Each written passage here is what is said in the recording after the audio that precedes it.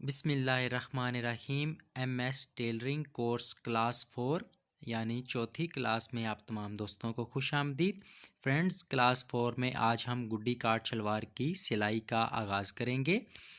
तो ये हमारे पास एक गुड्डी काट शलवार है तो ये बच्चे की लेकिन साइज़ कोई भी हो, उसकी शेप गुड्डी काट शलवार की शेप बिल्कुल एक जैसी ही होगी। तो गुड्डी काट कहते हैं दो सिलाइयों वाली शलवार को। तो सबसे पहले हम उल्टे रुख पे मार्किंग कर देते हैं। मैं ये बात आपको बता दूं कि मैं जितनी भी कटिंग करूंगा उसका उल्टा रुख अंदर की तरफ होगा कपड़े का और सीधा रुख बाहर की तरफ होगा। तो ये मैंने उल्टे रुख पे यानी अंदर की तरफ निशान लगा दिए हैं।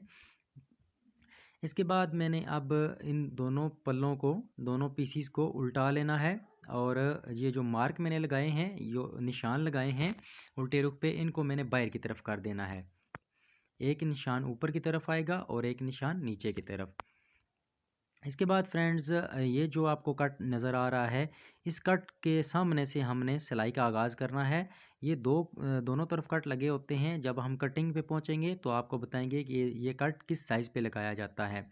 इस कट का मकसद यह है कि नेफे की जगह जो है वो बिल्कुल इक्वली और बिल्कुल बराबर हमारी आती है।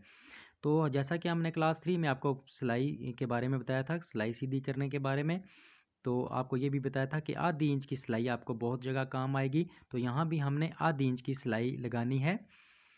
पहले हमने एक साइड से सिलाई का आगाज़ करना है, यहाँ पक्का करना है। अगर आपको पक्का करना नहीं आता तो आप थोड़ी सी सिलाई लगाकर मशीन का फुट उठाकर फिर आप कपड़े को फेर लें और दोबारा उस पर सिलाई लगा लें।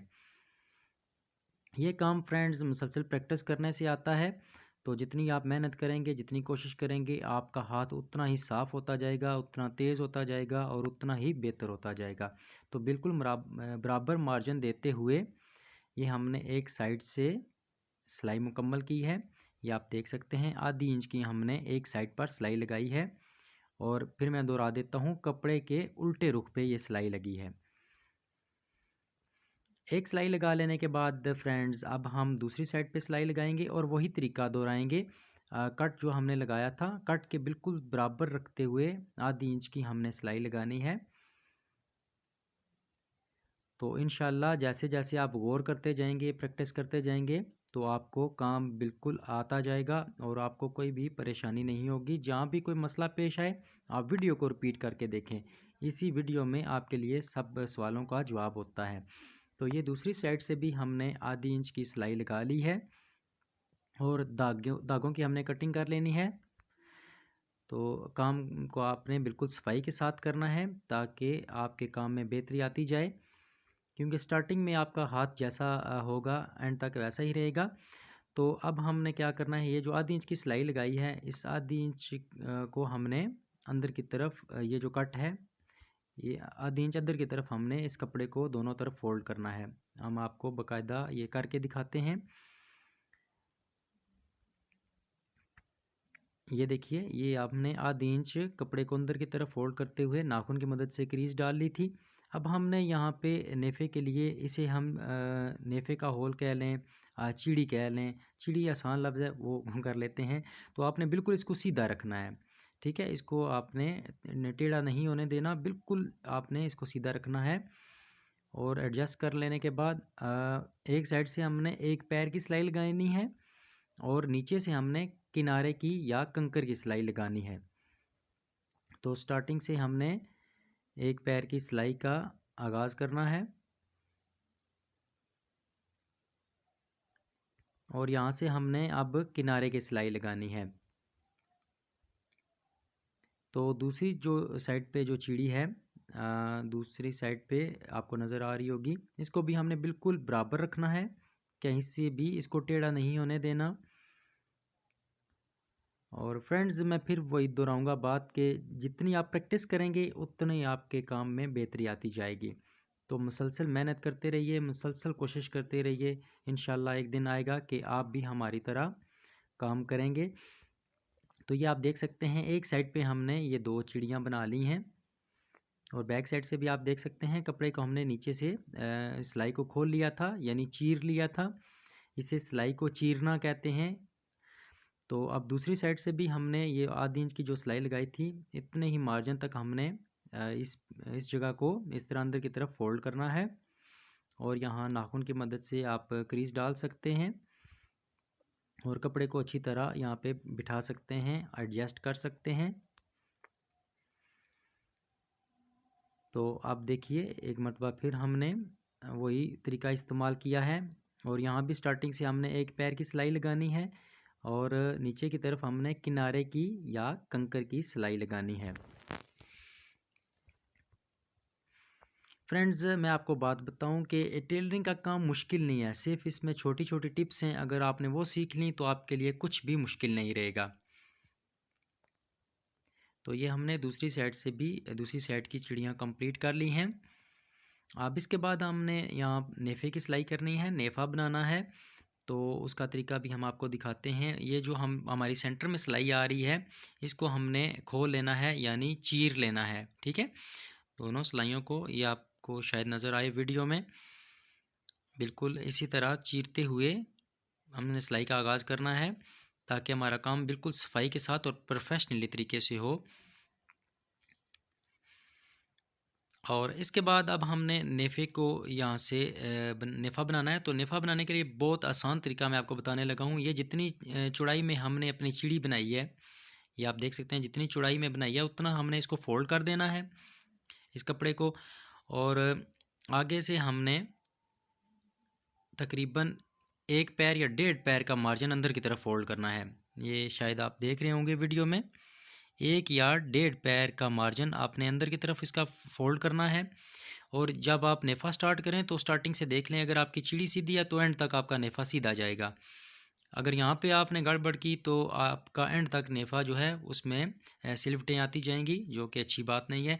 अब आपने इस हाथ को सीधे हाथ को नीचे रखना है और अंगूठे की मदद से आपने इसे ऊपर से पकड़ना है और दूसरे हाथ की ये उंगली और अंगूठे की मदद से कपड़े को अंदर की तरफ फोल्ड करना है। और ये जो हमारी तीसरे नंबर पे उंगली है, इसको आपने नीचे रखना है।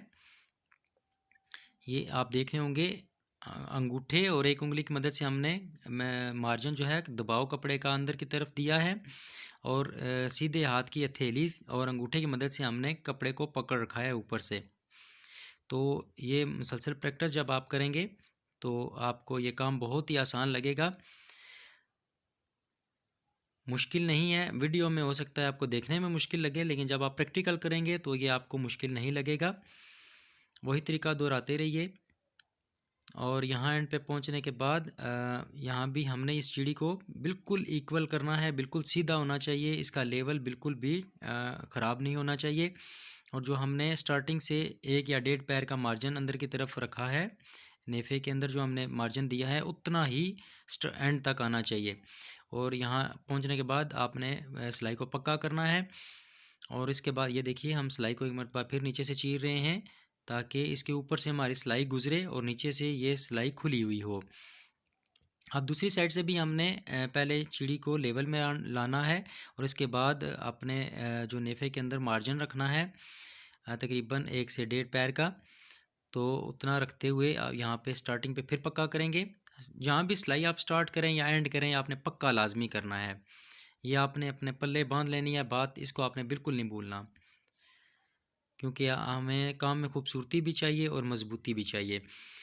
तो इसके बाद वही तरीका दोहराते हुए सीधे हाथ की हथेली को कपड़े के नीचे रखते हुए और उल्टे हाथ के अंगूठे और 3 उंगलियों की मदद से हम यहाँ पे अपना नेफ़े के अंदर मार्जिन देते जाएंगे। और एंड पे पहुँचने के बाद हम देखेंगे कि हमारी दोनों चीड़ियाँ जो हैं, नेफ़े के दोनों होल जो हैं वो आपस में बिल्कुल बराबर आएंगे। और दागों का आपने ख़ास ख्याल करना है, ये मैं आपको बार बार याद कराता रहूँगा, धागे आपने कहीं नहीं छोड़ने, इनको बिल्कुल अच्छी तरह इनकी कटिंग करनी है। इसीलिए मैंने आपको पहले एपिसोड में कहा था कि आप ये जो कटर है ये लाजमी ले लें। तो यहाँ पे अच्छी तरह पक्का कर लेने के बाद अब हम अपनी इस शलवार के इस हिस्से को बाहर निकाल लेते हैं। और अब देखिए, ये हमारा नेफ़ा बिल्कुल तैयार है और नीचे से भी आप देख सकते हैं सिलाई खुली हुई है और आप मार्क भी यहाँ पे चेक कर सकते हैं। और नेफ़ा चेक करने के लिए आसान तरीका यह है कि आप दोनों साइडों से नेफे को पकड़िए, नेफे के दोनों सिरों को और आपस में मिलाइए। अगर सिलाई ऊपर नीचे आ रही है तो समझ लें आपका नेफा बिल्कुल इक्वली और बराबर लगा है। तो ये हम आपको दिखा देते हैं। ये आप देख सकते हैं ऊपर से, और जहाँ पे हमने सिलाई लगाई है वहाँ तक हमारा मार्जिन बिल्कुल बराबर है, यानी इसका मतलब है कि हमारा नेफा बिल्कुल बराबर आया है। तो फ्रेंड्स, उम्मीद है कि आपने इस क्लास में गुड्डी काट शलवार की सिलाई अच्छी तरह सीख ली होगी। तो अगली क्लास में हम बाकायदा इसको कट लगाकर और इस पे पट्टियाँ लगाना आपको सिखाएंगे। तो मिलते हैं अगली क्लास में, तब तक के लिए अल्लाह हाफिज़।